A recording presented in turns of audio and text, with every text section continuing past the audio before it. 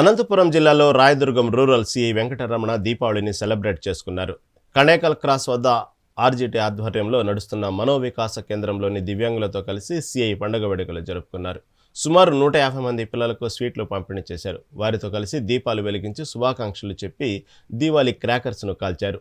పిల్లలతో దీపావళి పండుగ జరుపుకోవడం ఎంతో సంతోషంగా ఉందని సిఐ వెంకటరమణ పేర్కొన్నారు.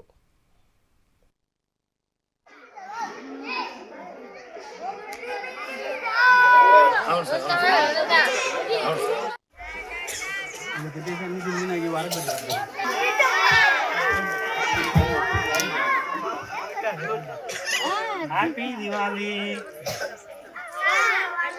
థ్యాంక్ యూ చిన్న సార్కి.